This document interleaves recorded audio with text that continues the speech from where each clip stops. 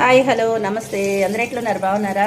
ఈ చలికాలంలో చల్లగా ఉంది కదండి, వేడివేడిగా మిరపకాయ బజ్జీలు తినాలనిపించి ఇలా మిరపకాయ బజ్జీలు చేసుకుంటున్నాం. చూసారా ఎంత బాగున్నాయో? సూపర్ టేస్టీగా ఉంటాయండి. తెలంగాణ స్పెషల్ మసాలా మిర్చి బజ్జీ అనమాట.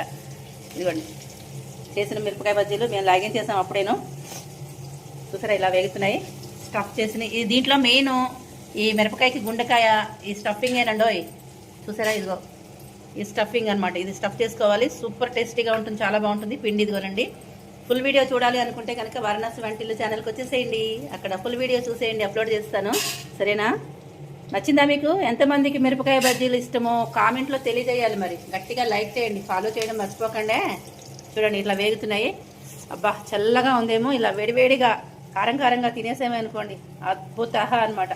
ఇంకేం అవసరం లేదు, పట్ట పట్ట పట్ట పట్టమని 4 వరుసగా పీకేస్తాం అనమాట, లాగించేస్తాము. అంత బాగుంటాయి ఈ మిరపకాయ బజ్జీలు. అసలు కారమే లేవండి, చాలా రుచిగా ఉంది తెలుసా. వీడియో అప్లోడ్ చేస్తాను, చూసేయండి.